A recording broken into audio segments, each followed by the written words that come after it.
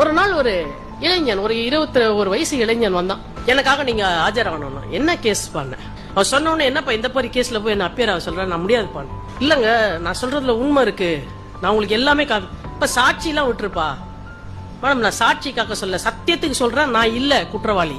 அவன் மீது ஒரு பாலியல் வழக்கு போடப்பட்டது சார். அதை விட பயங்கரம் என்னன்னாக்க, பாலியல் வன்முறையில பாதிக்கப்பட்டவள் ஒரு 14 வயது பெண்.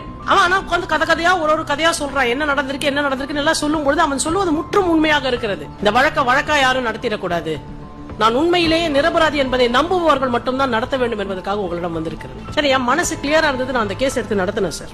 மகளிர் நீதிமன்றத்தில் அந்த வழக்கு நடக்கிறது. நீதிபதிக்கு என்ன பார்த்தாலே டென்ஷன் ஆகுது. ஏன்னா முதல் நாள் சாட்சிக்கு வர பெண்ணு 14 வயசுல அந்த சம்பவம் நடக்குது சார். 15 வயதுல நீதிமன்றத்துக்கு வரும்போது அவ கையில ஒரு குழந்தை இருக்கு, 1 வயசு குழந்தை. 1 வயசு குழந்தையோட ஒரு பெண்ணு சாட்சி சொல்ல வந்தா ஒரு ஜட்ஜுக்கு எப்படி இருக்கும்? ஒரு பாலியல் வன்முறை வழக்குல அதுல 21 வயசுக்கு ஒருத்தர் நிக்கிறான், அவன் குற்றவாளியே இல்லன்னு சொல்றான். நான் வழக்க நடத்திட்டே இருக்கேன்.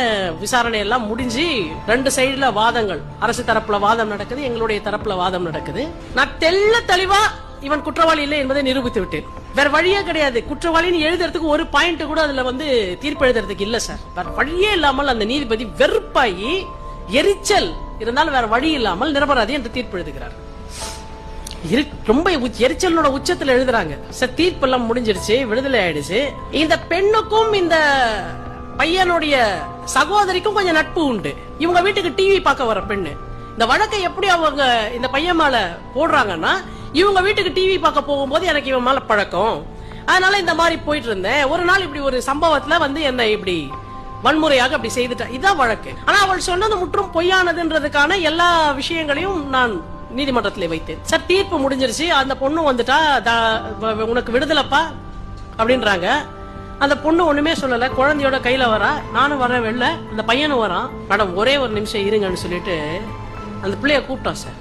ஒரு நிமிஷம் இங்க வா அப்படின்னா. என்ன, எனக்கு இந்த வழக்குல இருந்துதான் விடுதலை வேணும்னு நான் நினைச்சேன். ஏன்னா உனக்கே தெரியும் நான் செய்யல தானே, என்கிட்ட ஒரே ஒரு தடவை சொல்லணும். நான் கேட்டேன், அம்மா நிஜமாவே அவன் செய்யலையாமா, நீ ஒரு வார்த்தை சொல்லு, கேஸ் முடிஞ்சு போச்சு, இப்ப சொல்றதுல உனக்கு ஒரு பிரச்சனையும் இல்ல, ஒரே ஒரு தடவை நீ உண்மை பேசு அப்படின்னு அந்த பெண்ட.